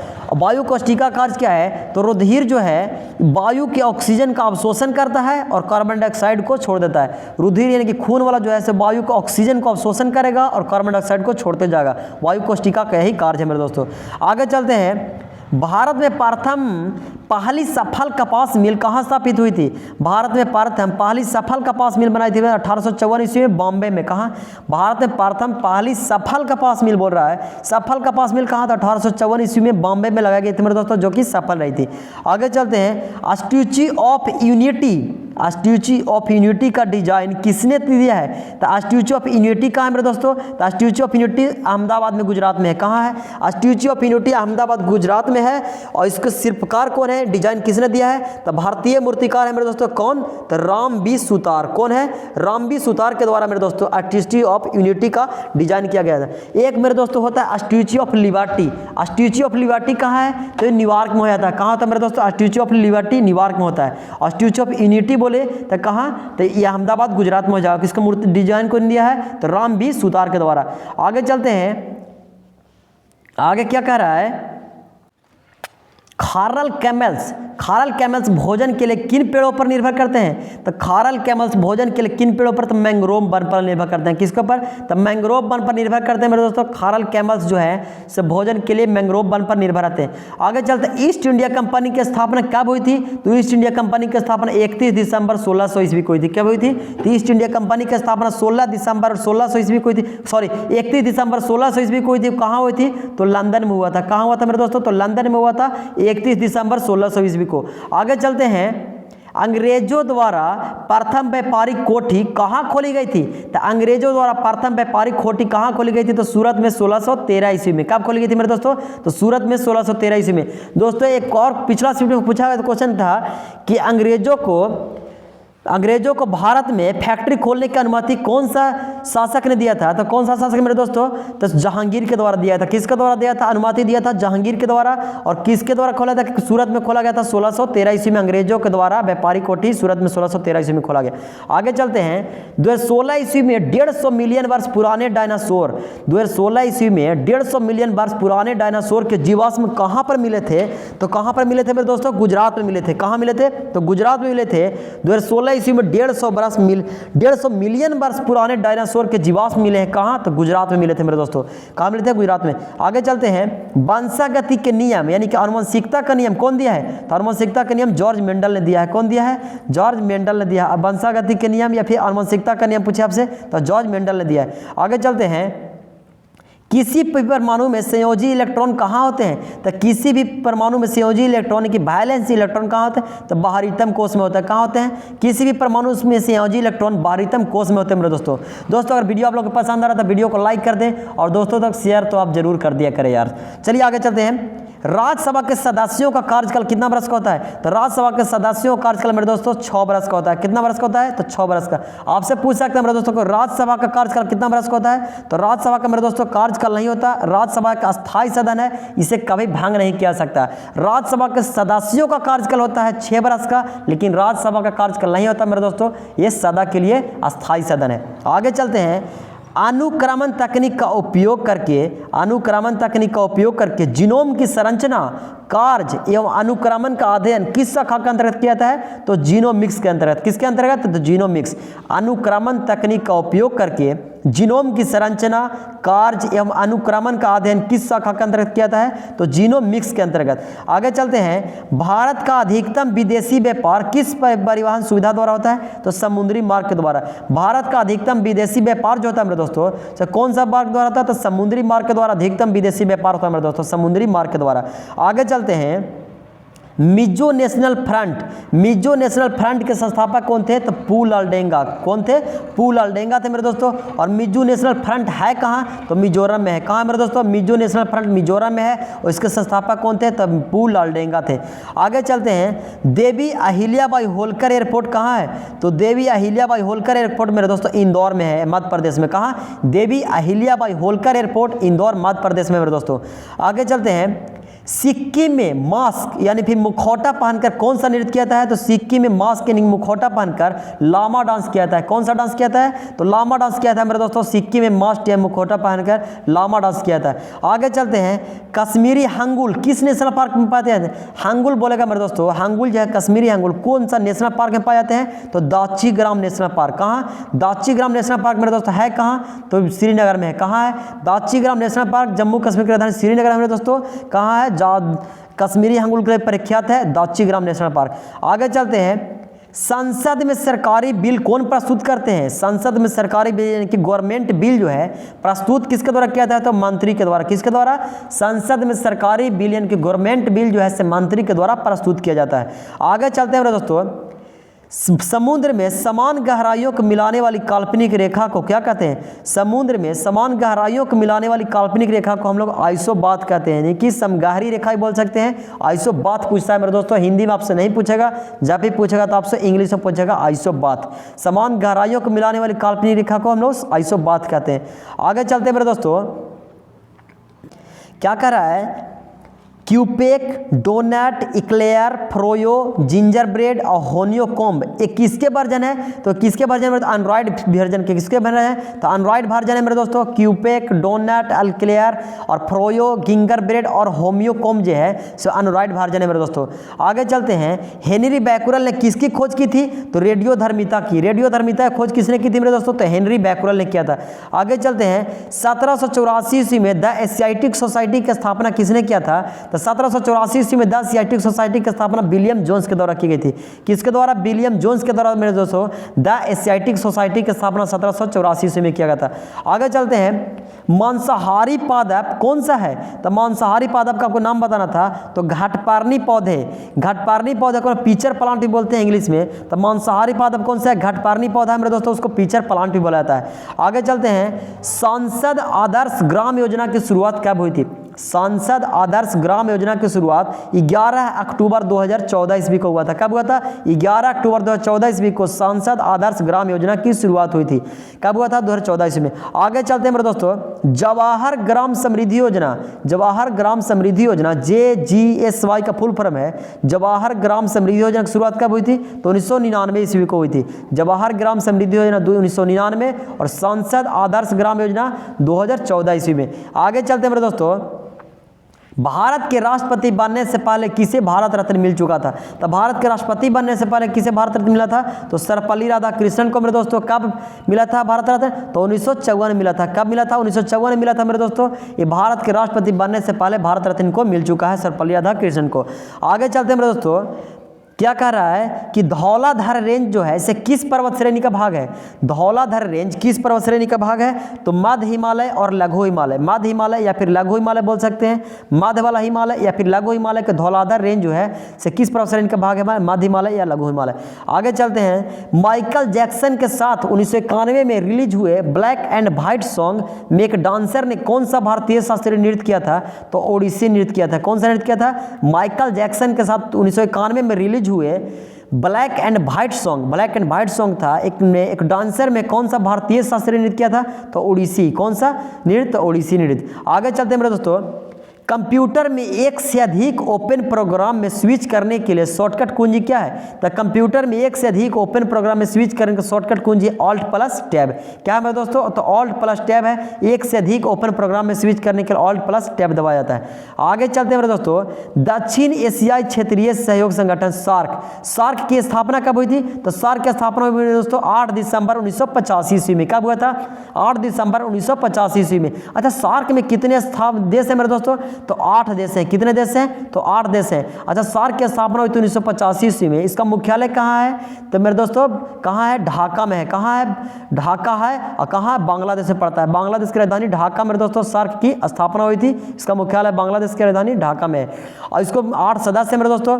आगे चलते हैं, यूनेस्को के विश्व विरासत सूची में कौन से साइट सम्मिलित है? बोल रहा है कि यूनेस्को के विश्व विरासत सूची में कौन से साइट सम्मिलित है। तो मेरे दोस्तों ऑप्शन से आपको चुनना था कि इनमें से कौन सा चारों ऑप्शन में से यूनेस्को के विश्व विरासत सूची में शामिल है। तो खजुराहो मंदिर मेरे दोस्तों कहाँ है? मध्य प्रदेश में है, जो विश्व विरासत सूची में यूनेस्को की विश्व विरासत सूची में शामिल है। आगे चलते हैं मेरे दोस्तों, किनके द्वारा सिविल सेवा में सुधार और आधुनिकीकरण किया गया है? तो सिविल सेवा की जब भी बात करें मेरे दोस्तों तो आपके राइट आंसर क्या हो जाएगा? Lord Cornwallis. सिविल सेवा में सुधार किया गया किसके द्वारा? तो लॉर्ड कॉर्नवालिस के द्वारा मेरे दोस्तों सिविल सेवा में सुधार किया गया था। आगे चलते हैं, नई दिल्ली को मुंबई से जोड़ने वाला राष्ट्रीय उद्यान कौन सा है? तो दिल्ली को मुंबई से जोड़ने वाला राष्ट्रीय उद्यान मेरे दोस्तों नेशनल हाईवे 8 है। कौन सा? तो नेशनल हाईवे 8 है मेरे दोस्तों, 8 है, जो नई दिल्ली को मुंबई से जोड़ने वाला राष्ट्रीय राजमार्ग है। आगे चलते हैं मेरे दोस्तों, केसरी न्यूज़पेपर के संपादक कौन थे? तो केसरी भी ने कहा जाता है मेरे दोस्तों। तो केसरी न्यूज़पेपर के संपादक भी वही थे। कौन? तो लोकमान्य बाल गंगाधर तिलक। ये गरम दल के नेता थे मेरे दोस्तों, और गरम दल को हम चरमपंथी भी बोलते हैं। क्या बोलते हैं? चरमपंथी बोल सकते हैं, यानी फिर गरम दल भी बोल सकते हैं। तो केसरी न्यूज़पेपर के संपादक कौन थे? बाल गंगाधर तिलक थे। आगे चलते हैं मेरे दोस्तों, रमन मैग्सेसे अवार्ड 2019 ईस्वी में किस भारतीय को मिला है? तो 2019 ईस्वी में किस भारतीय को? रवीश कुमार को मिला है। किसे मिला है? तो रमन मैग्सेसे अवार्ड 2019 ईस्वी में रवीश कुमार को दिया गया है। पत्रकारिता के क्षेत्र में इनको मिला था मेरे दोस्तों। आगे चलते हैं, लोकसभा के प्रथम अध्यक्ष कौन थे? तो लोकसभा के प्रथम अध्यक्ष मेरे दोस्तों जीवी मालवंकर थे। कौन थे? तो जीवी मावलंकर मेरे दोस्तों लोकसभा के प्रथम अध्यक्ष थे। जीवी मावलंकर का आपसे कभी कभी पूरा नाम पूछता है, तो जी से हो गया गणेश और वी से हो गया वासुदेव और मावलंकर। गणेश वासुदेव मावलंकर मेरे दोस्तों लोकसभा के प्रथम अध्यक्ष थे। आगे चलते हैं, ब्रिक्स के अंतिम सदस्य देश कौन सा है? तो मेरे दोस्तों ब्रिक्स में कितने देश शामिल हैं? तो ब्रिक्स में 5 देश ही शामिल है मेरे दोस्तों। कौन कौन? तो देख लीजिए, बी से हो जाएगा ब्राजील, आर से हो जाएगा कौन? रूस, आई से हो जाएगा कौन सा? इंडिया, सी से हो जाएगा चाइना, और एस से हो जाएगा क्या? South Africa. तो अंतिम कौन सा हो जाएगा मेरे दोस्तों? तो अंतिम आप देख लीजिए, अक्षर से ही देख सकते हैं, अंतिम में एस आता है, एस यानी साउथ अफ्रीका। तो अंतिम सदस्य कौन सा हो गया? तो दक्षिण अफ्रीका। आगे चलते हैं मेरे दोस्तों, सबसे ज्यादा राज्य यानी कि यूटी सीमा साझा करने वाला राज्य कौन सा है? तो सबसे ज्यादा सीमा साझा करने वाला राज्य कौन सा है? तो उत्तर प्रदेश मेरे दोस्तों। सबसे ज्यादा राज्यों को सीमा साझा करने वाला राज्य है उत्तर प्रदेश। आगे चलते हैं, प्रिज्म परिक्षेपण में सबसे कम विचलन किस कलर का होता है? तो सबसे कम विचलन मेरे दोस्तों किस कलर का होता है? सबसे कम विचलन बैगनी। किसका? सबसे कम विचलन बैगनी। सबसे ज्यादा विचलन मेरे दोस्तों लाल। दोस्तों आपको एक बता दूं मेरे दोस्तों कि सबसे ज्यादा तरंगदैर्घ्य लाल का होता है और सबसे कम तरंगदैर्घ्य बैगनी का होता है। आपसे पूछ सकता है मेरे दोस्तों कि सबसे ज्यादा अपवर्तनांक किसका होता है? सबसे ज्यादा मेरे दोस्तों पूछ सकता है कि परिक्षेपण किसका होता है? सबसे ज्यादा विचलन किसका होता है? तो मेरे दोस्तों आपको बता दूं कि लाल का केवल सबसे ज्यादा तरंगदैर्घ्य होता है, और इसके बाद बाकी बात सारा का सारा कम होता है। जो भी आपसे पूछे तो केवल तरंगदैर्घ्य में लाल सबसे ज्यादा है, और बाकी सभी चीज में पूछे तो सबसे ज्यादा सब कम हो जाएगा लाल, और सबसे ज्यादा पूछेगा तो बैगनी हो जाएगा मेरे दोस्तों। और केवल सबसे ज्यादा तरंगदैर्घ्य ही लाल का है और सबसे कम बैगनी का। आगे चलते हैं मेरे दोस्तों, भारत में सबसे पुराना ट्रेड यूनियन कौन सा है? तो भारत में सबसे पुराना ट्रेड यूनियन मेरे दोस्तों तो AITUC का फुल फॉर्म क्या हो जाएगा? All India trade union congress का all India trade union congress हो जाएगा मेरे दोस्तों। इसके अध्यक्ष कौन बने थे? उसकी स्थापना हुई थी 1920 ईस्वी में। इसके अध्यक्ष थे लाला लाजपत राय। कौन थे? 1920 ईस्वी में इसकी स्थापना हुई थी मेरे दोस्तों, लाला लाजपत राय इसके प्रथम अध्यक्ष थे। All India trade union Congress AITUC। तो भारत में सबसे पुराना ट्रेड यूनियन कौन सा है? तो all India trade union Congress 1920 में लाला लाजपत राय। आगे चलते हैं मेरे दोस्तों, क्रिप्स मिशन के समय ब्रिटेन के प्रधानमंत्री कौन थे? मेरे दोस्तों पिछले वीडियो में क्वेश्चन को बताया था, क्रिप्स मिशन के समय ब्रिटेन के पीएम कौन थे? तो विंस्टन चर्चिल। और आज़ादी के समय बोला कि भारत का आज़ादी के समय ब्रिटेन के पीएम कौन थे? तो क्लेमेंट एटली। आज़ादी के समय एटली आज़ादी एटली आज़ादी एटली आज़ादी एटली, और क्रिप्स मिशन के समय विंस्टन चर्चिल। आगे चलते हैं मेरे दोस्तों, भारत में सौर ऊर्जा से संचालित प्रथम ट्रेन कहाँ शुरू हुई थी? तो भारत में सौर ऊर्जा से संचालित प्रथम ट्रेन मेरे दोस्तों दिल्ली के सफदरजंग रेलवे स्टेशन से। कहाँ? तो दिल्ली के सफदरजंग रेलवे स्टेशन से चालू हुई थी भारत में सौर ऊर्जा से संचालित प्रथम ट्रेन। कहाँ से? तो दिल्ली के सफदरजंग रेलवे स्टेशन से। आगे चलते हैं मेरे दोस्तों, जालियांवाला बाग कांड के समय पंजाब के गवर्नर जनरल रहे माइकल ओडायर को लंदन में जाकर गोली मारकर किसने हत्या की थी? तो उधम सिंह के द्वारा। किसके द्वारा मेरे दोस्तों? तो जालियांवाला बाग के समय पंजाब के गवर्नर माइकल ओडायर थे मेरे दोस्तों, जिसने अंधाधुंध गोलियों को बरसवा दिया था ऑर्डर देकर। तो उसे गोली मारकर हत्या किसने की थी मेरे दोस्तों? लंदन में जाकर गोली मारते कौन? उधम सिंह। कौन मारे थे? उधम सिंह मेरे दोस्तों, लंदन में जाकर इनको गोली मारे थे माइकल ओडायर को। आगे चलते हैं मेरे दोस्तों, किस प्रकार के पादप में बीज फल के अंदर रहता है? किस प्रकार के पादप में बीज जो है सब फल के अंदर रहता है? तो एंजियोस्पर्म। क्या मेरे दोस्तों? किस प्रकार के पादप में बीज फल के अंदर रहता है? तो एंजियोस्पर्म में जो है एंजियो के अंदर जो है बीज फल के अंदर रहता है। आगे चलते हैं मेरे दोस्तों, किसान के हाथों को कीटनाशक दवा के उपयोग से बचाव के लिए किस संस्थान ने स्पेशल जेल बनाया है? तो किस संस्थान ने? The institute of stem cell biology and regenerative medicine. कौन? तो इन स्टेम हो जाएगा मेरे दोस्तों। क्या? In stem. इन स्टेम का फुल फॉर्म क्या हो जाएगा? Institute for stem cell biology and regenerative medicine. 2018 में बनाया था मेरे दोस्तों। किसानों को कीटनाशक दवा के उपयोग से बचाव के लिए किस संस्थान ने? तो इन स्टेम संस्थान ने 2018 ईस्वी में। आगे चलते हैं मेरे दोस्तों, लिविंग प्लेनेट रिपोर्ट 2020 के अनुसार सबसे अधिक जीव जंतुओं की प्रजातियों में गिरावट किस क्षेत्र में हुई है? तो लैटिन अमेरिका और कैरेबियन में 94% की गिरावट हो गई मेरे दोस्तों। लिविंग प्लेनेट रिपोर्ट 2020 के अनुसार सबसे अधिक जीव जंतुओं की प्रजाति में गिरावट कौन सा क्षेत्र में हुई है? तो लैटिन अमेरिका और कैरेबियन सागर में मेरे दोस्तों 94% की गिरावट हो गई है। लैटिन अमेरिका और कैरेबियन में 94% की गिरावट हुई है। प्राचीन जाति प्राचीन समय में भारत में किस क्षेत्र में रहती थी? मानव प्रजाति जो है से प्राचीन समय में किस क्षेत्र में रहा करती थी? तो नर्मदा घाटी में। कौन क्षेत्र में? तो नर्मदा घाटी में जो है सब मानव जाति प्राचीन समय में भारत किस क्षेत्र में रहती थी? तो नर्मदा घाटी में रहा करती थी मेरे दोस्तों। पश्चिमी घाट की स्थानीय प्रजाति कौन सी है? आपसे पूछ रहा है कि पश्चिमी घाट की स्थानीय प्रजाति कौन सी है? तो शेर की पूंछ वाले मकाऊ। क्या? तो शेर की पूंछ वाले मकाक जो है से पश्चिमी घाट की स्थानीय प्रजाति है मेरे दोस्तों। क्या है? पश्चिमी घाट की स्थानीय प्रजाति है शेर की पूंछ वाले मकाक। आगे चलते हैं मेरे दोस्तों, किसान जो है से अपने फसल या अनाज को किस ऑनलाइन प्लेटफॉर्म के माध्यम से व्यापार कर सकते हैं? तो ई नाम पोर्टल के माध्यम से। किसके पोर्टल से? तो ई नाम पोर्टल के माध्यम से जो अपने फसल या अनाज को ऑनलाइन प्लेटफॉर्म के माध्यम से बिजनेस कर सकते हैं, बेच सकते हैं। ई नाम पोर्टल है कि मंडी ट्रेड ऐप्स हो गया। क्या हो गया? मंडी ट्रेड ऐप्स। आगे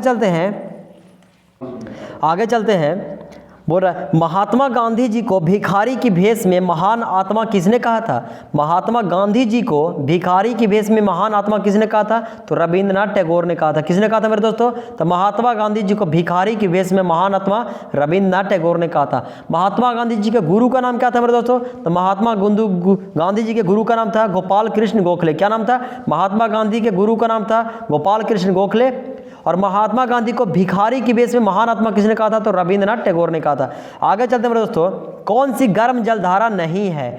बोल रहा है कौन सी गर्म जलधारा नहीं है? तो हम्बोल्ट मेरे दोस्तों, हम्बोल्ट धारा जो है ठंडी एक जलधारा है। लैब्राडोर भी आपसे पूछता तो लैब्राडोर भी एक ठंडी जलधारा है। और गर्म पूछे तो गल्फ स्ट्रीम। क्या हो जाएगा? गल्फ स्ट्रीम, अगुलहास, ये सब धारे मेरे दोस्तों जो गर्म जलधारा है। और हम्बोल्ट और लैब्राडोर जो है से एक प्रकार का ठंडी जलधारा है। आगे चलते हैं, वायसराय की कार्यकारी परिषद में शामिल होने वाले प्रथम भारतीय कौन थे? तो वायसराय की कार्यकारी परिषद में शामिल होने प्रथम भारतीय सत्येंद्रनाथ सिन्हा थे। सत्येंद्रनाथ सिन्हा थे। वायसराय की कार्यकारी परिषद में शामिल होने प्रथम भारतीय सत्येंद्र प्रसाद सिन्हा थे मेरे दोस्तों। आगे चलते हैं, एक ही स्रोत से आ रही दो अलग अलग छवियों को देखने वाला उपकरण कौन सा है? एक ही स्रोत से आ रही दो अलग अलग छवियों को देखने वाला उपकरण है स्टीरियोस्कोप। क्या है? स्टीरियोस्कोप है मेरे दोस्तों। जो एक ही स्रोत से आ रही दो अलग अलग छवियों यानी कि दो अलग अलग इमेज को देखने वाला उपकरण है स्टीरियोस्कोप। आगे चलते हैं मेरे दोस्तों, पीटीआई यानी कि प्रेस ट्रस्ट ऑफ इंडिया के चेयरमैन कौन है? तो पीटीआई के चेयरमैन कौन थे मेरे दोस्तों? तो अविवेक सरकार। कौन थे? अविवेक सरकार मेरे दोस्तों प्रेस ट्रस्ट ऑफ इंडिया के चेयरमैन थे। पानी के शुद्धिकरण में कौन सा आवश्यक है? तो पानी का शुद्धिकरण मेरे दोस्तों फिटकिरी आवश्यक है। फिटकिरी को हम पानी में डाल देते हैं तो पानी शुद्ध हो जाता है मेरे दोस्तों। पानी का शुद्धिकरण में फिटकिरी आवश्यक है। आगे चलते हैं, अंतर्राष्ट्रीय संगठन उनके मुख्यालय में कौन सा सही सुमेलित है? बोल रहा है कि कौन सा सही सुमेलित है। आपको ऑप्शन में चुनना था, अंतर्राष्ट्रीय राष्ट्रीय संगठन था और उनके मुख्यालय में कौन सा सही सुमेलित था? तो संयुक्त राष्ट्र औद्योगिक विकास संगठन यानी कि यूनिडो का मुख्यालय कहाँ है? तो वियना ऑस्ट्रिया में मेरे दोस्तों, ये जो है सही सुमेलित है। अब इसके अध्यक्ष कौन थे मेरे दोस्तों? तिजानी मोहम्मद। कौन थे इसका अध्यक्ष? अभी कौन है? तो तिजानी मोहम्मद मेरे अध्यक्ष है मेरे दोस्तों। और संयुक्त राष्ट्र औद्योगिक विकास संगठन यानी कि यूनिडो का मुख्यालय कहाँ है? तो वियना ऑस्ट्रिया में है। आगे चलते हैं मेरे दोस्तों, जालियांवाला बाग हत्याकांड किसके विरोध का परिणाम था? किसके विरोध में मेरे दोस्तों जालियांवाला बाग हत्याकांड हुआ था? तो रॉलेट एक्ट के विरोध में मेरे दोस्तों जालियांवाला बाग हत्याकांड किसके विरोध का परिणाम था? तो रॉलेट एक्ट का विरोध का परिणाम था। आगे चलते हैं मेरे दोस्तों, 1875 ईस्वी में इंडिया लीग की स्थापना किसने किया था? तो इंडिया लीग की स्थापना आपसे पूछ सकता है कब हुआ था? तो 1875 ईस्वी में हुआ था। और किसने किया था? तो शिशिर कुमार घोष ने किया था। किसने किया था मेरे दोस्तों? तो शिशिर कुमार घोष ने 1875 ईस्वी में इंडिया लीग की स्थापना की थी। आगे चलते हैं, डिपार्टमेंट ऑफ एटॉमिक एनर्जी किस मंत्रालय के अंतर्गत है? तो परमाणु ऊर्जा मंत्रालय के। एटॉमिक एनर्जी ने बोल रहा है मेरे दोस्तों, एनर्जी मतलब ऊर्जा होता है, तो परमाणु ऊर्जा मंत्रालय के अधीन आता है। और प्रधानमंत्री मोदी के अधीन है मेरे दोस्तों। ये मंत्रालय जो है परमाणु ऊर्जा मंत्रालय, वो प्रधानमंत्री मोदी के अधीन है मेरे दोस्तों। डिपार्टमेंट ऑफ एटॉमिक एनर्जी परमाणु ऊर्जा मंत्रालय के अंतर्गत है और मोदी के अधीन है। आगे चलते हैं, अंडमान निकोबार का राज्य पक्षी कौन सा है? तो अंडमान निकोबार का राज्य पक्षी मेरे दोस्तों अंडमान वुड पिजन है। क्या है? अंडमान वुड जो है पिजन है मेरे दोस्तों। अंडमान निकोबार का राज्य पक्षी अंडमान वुड पिजन। आगे चलते हैं मेरे दोस्तों, कांग्रेस के किस अधिवेशन में कांग्रेस नरम दल एवं गरम दल में विभाजित हो गई थी? तो कांग्रेस के किस अधिवेशन में मेरे दोस्तों नरम दल और गरम दल विभाजित हो गई थी? तो 1907 के कांग्रेस सूरत अधिवेशन में। 1907 में सूरत में अधिवेशन हुआ था मेरे दोस्तों, उसमें कांग्रेस का नरम दल और गरम दल में फूट पड़ गई थी। 1907 के सूरत अधिवेशन के अध्यक्ष कौन थे? तो रास बिहारी बोस। कौन से अध्यक्ष मेरे दोस्तों? तो रास बिहारी अध्यक्ष थे मेरे दोस्तों, रास बिहारी बोस। और पूछ सकता है आपसे कि नरम दल और गरम दल मेरे दोस्तों फिर से एक हो गई थी कौन सा अधिवेशन में? तो लखनऊ अधिवेशन। कौन सा अधिवेशन? लखनऊ अधिवेशन मेरे दोस्तों 1916 में हुआ था। उसके कौन थे? अंबिका चरण मजूमदार। क्या थे? अंबिका चरण मजूमदार की अध्यक्षता मेरे दोस्तों 1916 में लखनऊ में अध्यक्षता हुआ था कांग्रेस का। उसमें नरम दल और गरम दल जो है फिर से एक में मिल गई थी मेरे दोस्तों। आगे चलते हैं, मुदुमलाई राष्ट्रीय उद्यान कहाँ है? तो मुदुमलाई राष्ट्रीय उद्यान मेरे दोस्तों नीलगिरी जिला तमिलनाडु में है। कहाँ है? तमिलनाडु में है मुदुमलाई। और जिला आपसे पूछ सकता है तो नीलगिरी जिला है मेरे दोस्तों तमिलनाडु में। नीलगिरी में जिला है तमिलनाडु मेरे दोस्तों, नीलगिरी जिला, मुदुमलाई राष्ट्रीय तमिलनाडु। आगे चलते हैं, फोर्ट्रॉन क्या है? तो बताया मेरे दोस्तों, पिछले वीडियो में क्वेश्चन आया हुआ था, फोर्ट्रॉन क्या है? तो हाई लेवल प्रोग्रामिंग लैंग्वेज है। क्या है? हाई लेवल प्रोग्रामिंग लैंग्वेज है मेरे दोस्तों फोर्ट्रॉन। और फोर्ट्रॉन का फुल फॉर्म क्या होता है? तो फॉर्मूला ट्रांसलेशन। क्या होता है? फॉर्मूला ट्रांसलेशन फुल फॉर्म होता है। और फोर्ट्रॉन क्या है? तो हाई लेवल प्रोग्रामिंग लैंग्वेज है मेरे दोस्तों। आगे चलते हैं, पद्म भूषण विजेता प्रथम भारतनाट्यम डांसर कौन है? तो पद्म भूषण विजेता है प्रथम भारतनाट्यम का डांसर कौन है? तो रुक्मणी देवी अरुंडाले। क्या? रुक्मणी देवी अरुंडाले मेरे दोस्तों ये पद्म भूषण विजेता है, प्रथम भारतनाट्यम के डांसर हैं, भारतनाट्यम डांसर हैं पद्म भूषण जी विजेता है रुक्मणी देवी अरुंडेल। आगे चलते हैं मेरे दोस्तों, 2002 ईस्वी में ग्रामीण क्षेत्र के लोगों के लिए पीने योग्य स्वच्छ जल आपूर्ति के लिए कौन सी योजना चलाई गई थी? तो स्वच्छ जल धारा योजना। क्या चलाई गई थी? 2002 ईस्वी में ग्रामीण क्षेत्र के लोगों को पीने के लिए जो स्वच्छ जल आपूर्ति के लिए कौन सी योजना चलाई गई थी? तो स्वच्छ जल धारा योजना। स्वच्छ जल धारा योजना 2002 में चलाई गई थी मेरे दोस्तों, ग्रामीण क्षेत्र के लिए चलाया गया था जिससे स्वच्छ जल आपूर्ति हो, स्वच्छ जल धारा योजना के अंतर्गत। आगे चलते हैं, हंसाने वाली गैस। हंसाने वाली गैस का सूत्र मेरे दोस्त क्या होता है? तो N2O। क्या होता है? N2O हंसाने वाली गैस का सूत्र होता है, यानी कि लाफिंग गैस भी होते हैं। और लाफिंग गैस का सूत्र होता है N2O, इसके नाइट्रस ऑक्साइड कहता है। क्या कहता है? तो N2O यानी कि नाइट्रस ऑक्साइड, इसे लाफिंग गैस यानी कि हंसाने वाली गैस कहा जाता है। आगे चलते हैं मेरे दोस्तों, स्वदेशी रूप से डिजाइन और निर्मित होने वाला पहला भारतीय युद्धपोत कौन सा है? तो स्वदेशी रूप से डिजाइन और निर्मित होने वाला पहला भारतीय युद्धपोत है INS गोदावरी। कौन है? INS गोदावरी है मेरे दोस्तों। स्वदेशी रूप से डिजाइन और निर्मित होने वाला पहला भारतीय युद्धपोत कौन सा? INS गोदावरी। आगे चलते हैं मेरे दोस्तों, WWW का आविष्कारक कौन है? तो टिम बर्नर्स-ली एवं रॉबर्ट किलाउ। कौन है? टिम बर्नर्स-ली एवं रॉबर्ट किलाउ है मेरे दोस्तों, WWW का आविष्कारक है। और इसका आविष्कार कब हुआ था? तो 1989 ईस्वी को हुआ था। कब हुआ था मेरे दोस्तों? 1989 ईस्वी को हुआ था WWW का आविष्कार, और टिम बर्नर्स-ली एवं रॉबर्ट किलाउ ने मिलकर किए। आगे चलते हैं मेरे दोस्तों, 10 कुमार चरितम पुस्तक के लेखक कौन है? तो 10 कुमार चरितम पुस्तक के लेखक है मेरे दोस्तों महाकवि दांडी। कौन है? 10 कुमार चरितम के लेखक है मेरे दोस्तों दांडी का रचना है 10 कुमार चरितम।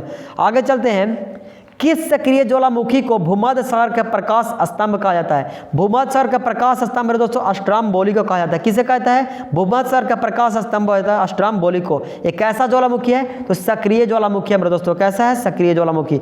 आगे चलते हैं, कौन सा कर राज्य सरकार द्वारा वसूला जाता है? कौन सा कर जो मेरे दोस्तों राज्य सरकार के द्वारा वसूला जाता है? तो शराब कर। शराब कर यानी कि दारू पर जो टैक्स है मेरे दोस्तों, राज्य कर द्वारा राज्य सरकार इस पर टैक्स लेती है, राज्य सरकार शराब कर। आगे चलते हैं, गुजरात में कौन सी सिंधु घाटी सभ्यता है? तो सिंधु घाटी सभ्यता आपको ऑप्शन से बताना था मेरे दोस्तों कि कौन से में गुजरात में कौन सी सिंधु घाटी सभ्यता का स्थल है? तो सुरकोटदा। क्या है? सुरकोटदा मेरे दोस्तों सिंधु घाटी सभ्यता का स्थल गुजरात में है।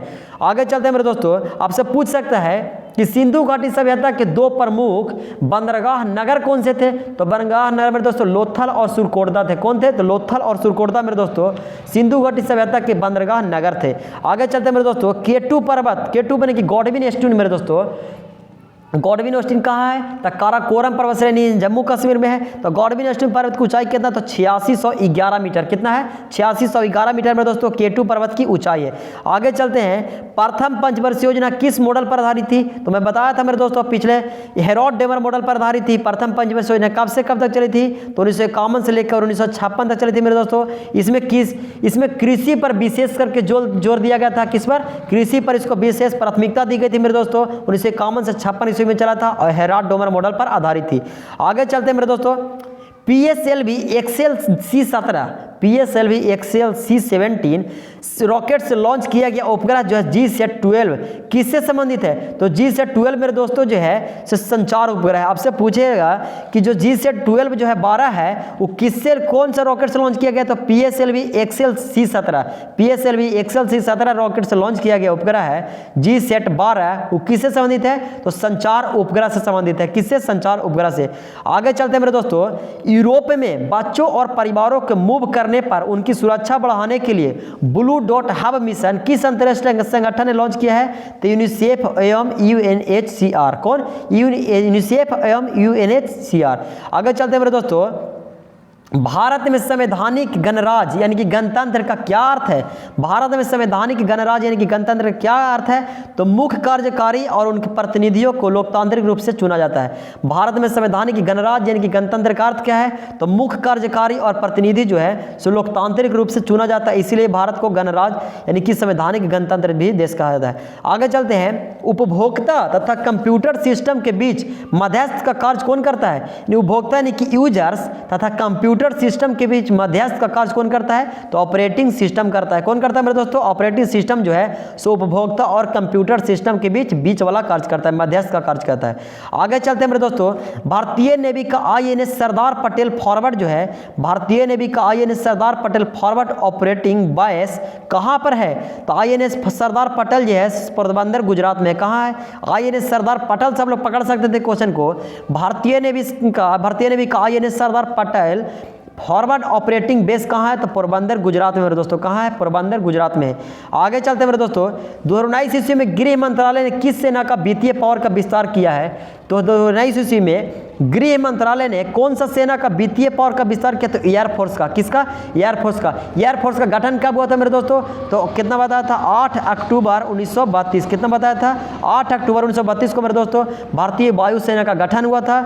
और बोल रहा है कि गृह मंत्रालय ने किस सेना का वित्तीय पावर का विस्तार किया? 2019 ईस्वी में तो एयरफोर्स का विस्तार किया है। आगे चलते हैं मेरे दोस्तों, किस संस्था ने सूर्य के प्रकाश जल से ईंधन का उत्पादन करने वाला कृत्रिम पत्ती विकसित किया है? आर्टिफिशियल लीफ, यानी कृत्रिम का मतलब ही होता है मेरे दोस्तों आर्टिफिशियल, कृत्रिम विकसित किया है। तो कौन सा बोल रहा है? किस संस्था ने? तो वैज्ञानिक तथा औद्योगिक अनुसंधान परिषद यानी कि CSIR। कौन? CSIR वैज्ञानिक तथा औद्योगिक अनुसंधान परिषद ने सूर्य के प्रकाश और जल से ईंधन का उत्पादित करने वाला कृत्रिम पत्ती विकसित किया है। आगे चलते हैं मेरे दोस्तों, 11वीं पंचवर्षीय योजना का उद्देश्य क्या था?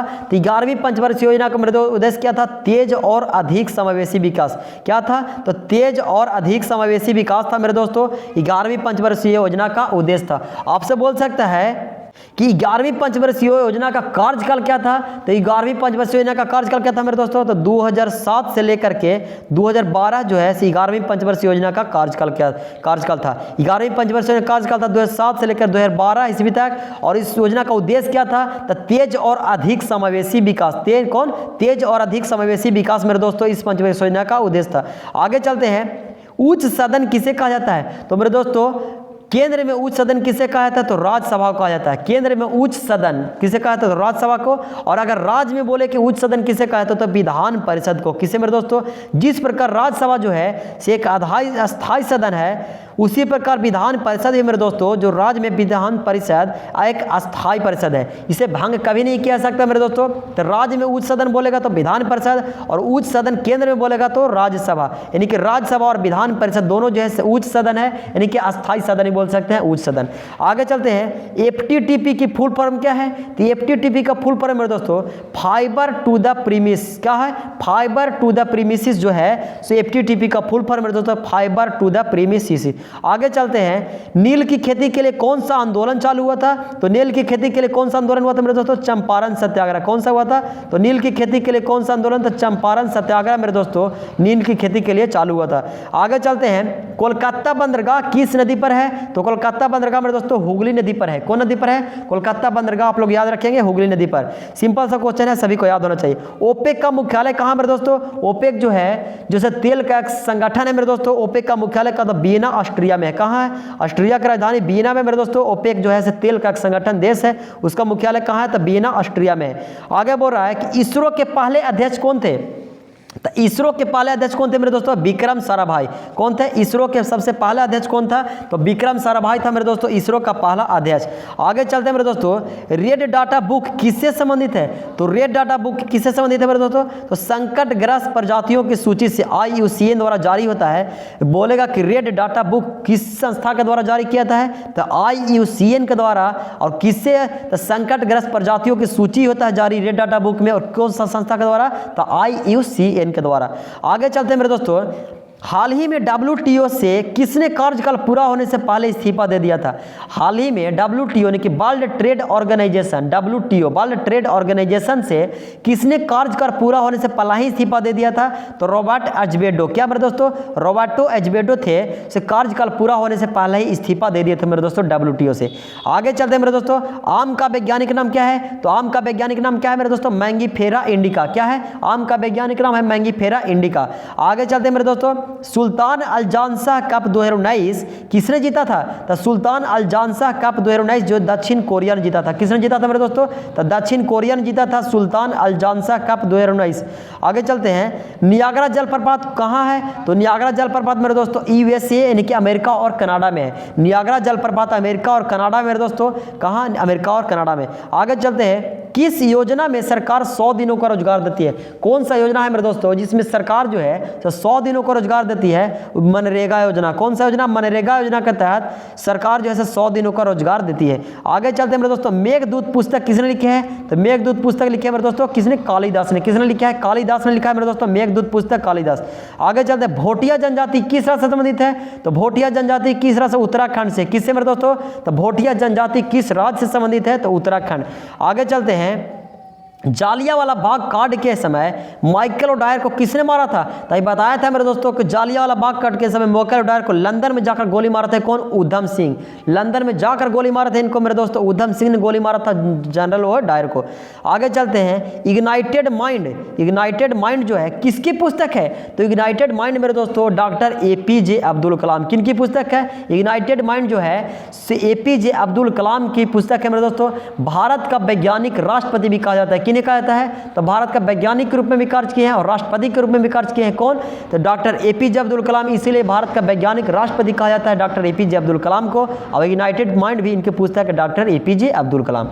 आगे चलते हैं मेरे दोस्तों, एकला चलो कविता किसने लिखा था। तो एकला चलो कविता मेरे दोस्तों रविंद्रनाथ टैगोर ने लिखा है। किसने लिखा है, रविंद्रनाथ टैगोर। गुरुदेव के नाम से जाना जाता है इन्हें, क्या नाम से मेरे दोस्तों, रविंद्रनाथ टैगोर को हम लोग गुरुदेव के नाम से जानते हैं। गुरुदेव किसे कहा जाता है, तो रविंद्रनाथ टैगोर को कहा जाता है। आगे चलते हैं मेरे दोस्तों, 1857 क्रांति के लिए कौन सा व्यक्ति जिम्मेवार था? 1857 की क्रांति के लिए कौन सा व्यक्ति जिम्मेवार था मेरे दोस्तों? तो मंगल पांडे। किसने जिम्मेवार था?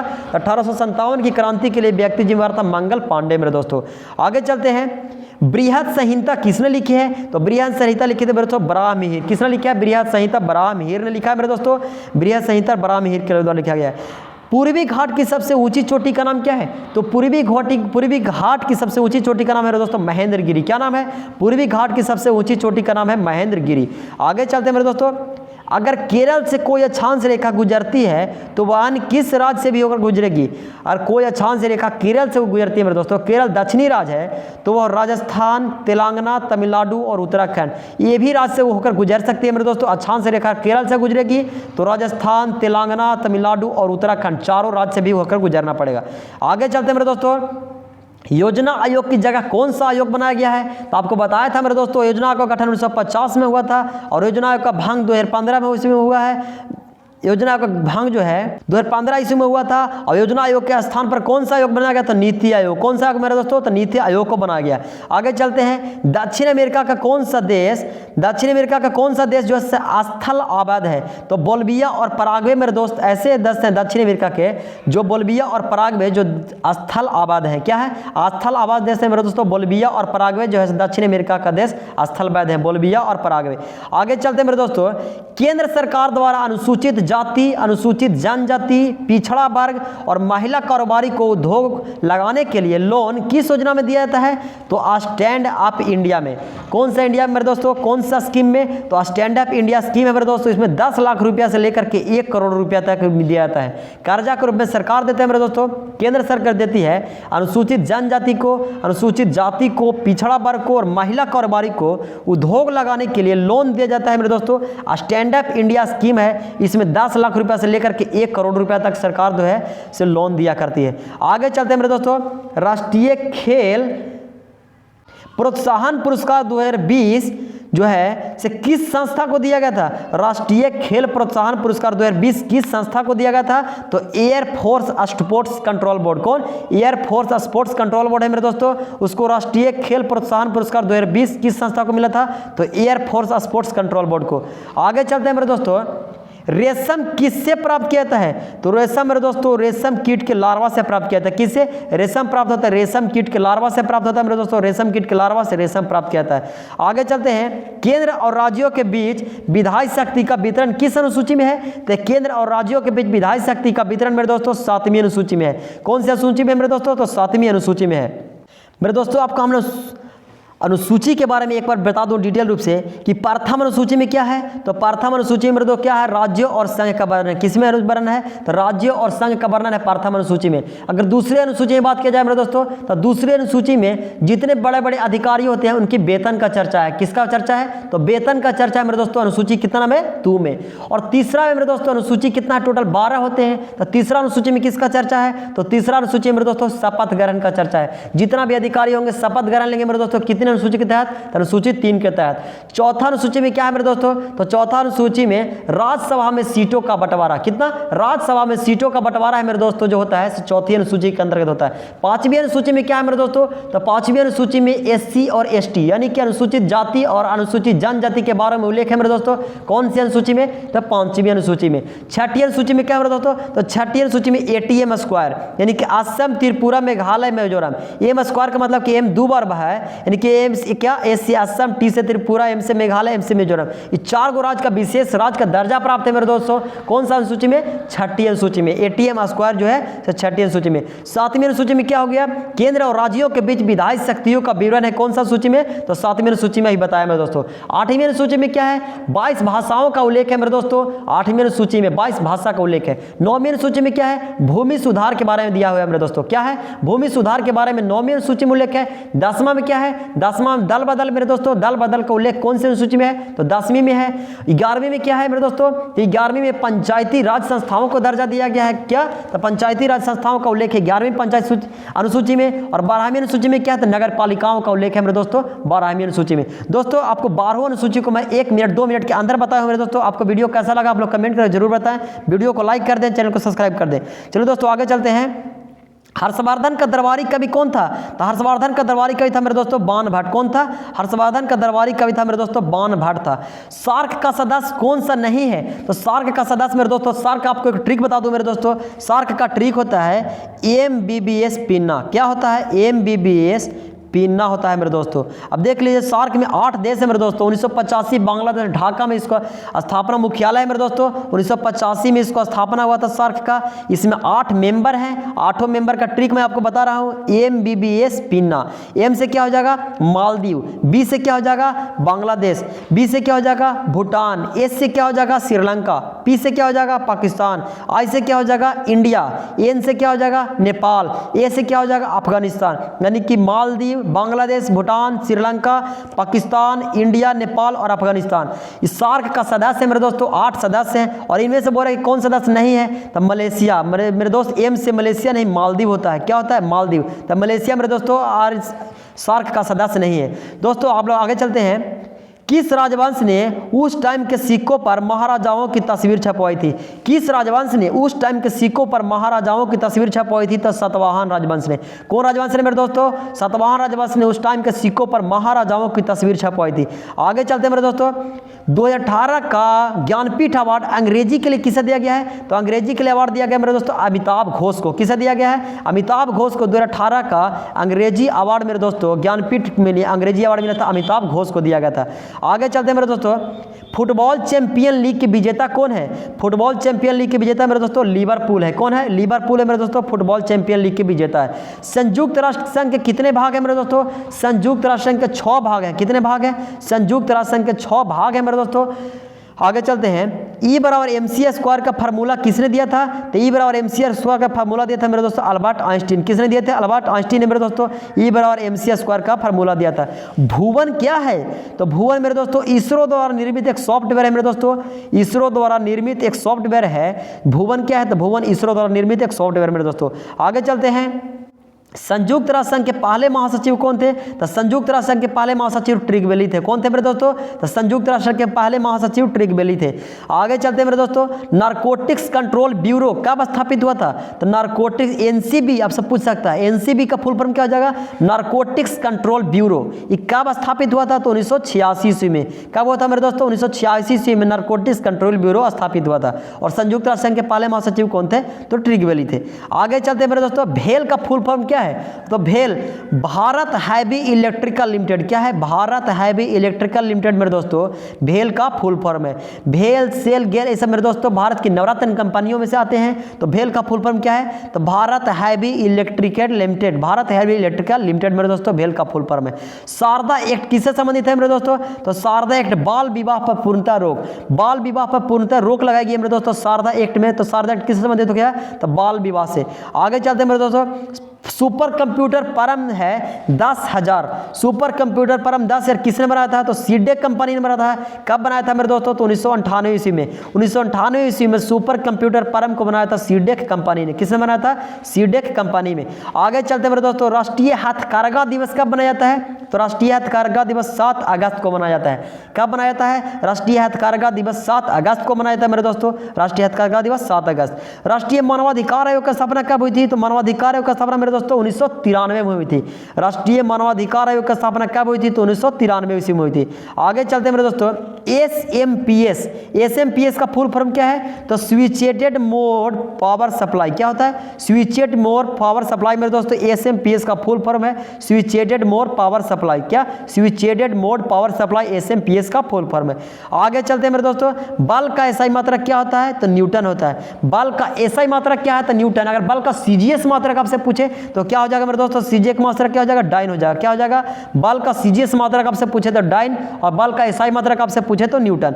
आगे चलते हैं मेरे दोस्तों।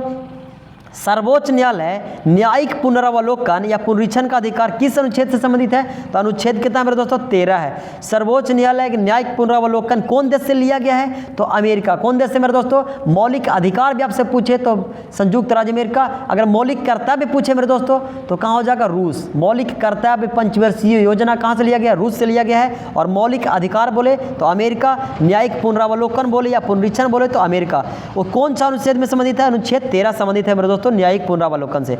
आगे चलते हैं मेरे दोस्तों, इनमें से क्या सुमेलित नहीं है? तो सुमेलित नहीं मेरे दोस्तों, आपको बताना था मिस्र के काहिरा, नेपाल के काठमांडू, ऑस्ट्रेलिया के सिडनी, मेरे दोस्तों तो ऑस्ट्रेलिया के सिडनी, मिस्र के काहिरा राजधानी है, बिल्कुल सही है। नेपाल के काठमांडू राजधानी है, बिल्कुल सही है। ऑस्ट्रेलिया के सिडनी नहीं मेरे दोस्तों, ऑस्ट्रेलिया का राजधानी क्या है? कैनबरा है। तो मेरे दोस्तों सुमेलित कौन सा नहीं हो गया? तो ऑस्ट्रेलिया की राजधानी सिडनी नहीं बल्कि कैनबरा है मेरे दोस्तों। इस क्वेश्चन का राइट आंसर सुमेलित नहीं पूछ रहा था, तो ऑस्ट्रेलिया का सिडनी हम लोग मारेंगे। आगे चलते हैं मेरे दोस्तों, द्विनाम पद्धति यानी कि binomial नोमनी culture, binomial Nomi culture यानी कि द्विनाम पद्धति के जनक कौन है? तो कार्ल लिनियस है। कौन है मेरे दोस्तों? द्विनाम पद्धति के जनक कौन है? तो कार्ल लिनियस है। कोशिका का अध्ययन क्या कहलाता है? तो कोशिका का अध्ययन मेरे दोस्तों साइटोलॉजी कहलाता है। क्या कहलाता है मेरे दोस्तों? तो साइटोलॉजी कहलाता है, कोशिका का अध्ययन कहलाता है। तो दोस्तों आज का हम लोग वीडियो यहाँ पर समाप्त करते हैं। तो चलिए दोस्तों, वीडियो कैसा लगा वो कमेंट करके जरूर बताएं, वीडियो को लाइक कर दें और दोस्तों तक शेयर आप जरूर 1 मिनट का समय निकल कर दें दोस्तों, क्योंकि आपका 1 मिनट का किया गया शेयर हमें और ऊर्जा प्रदान करता है ऐसी ही वीडियो बनाने का। तो चलिए दोस्तों, हम अगला क्लास में फिर मिलते हैं। तो चलिए दोस्तों, आज के लिए इतना ही, बाय बाय।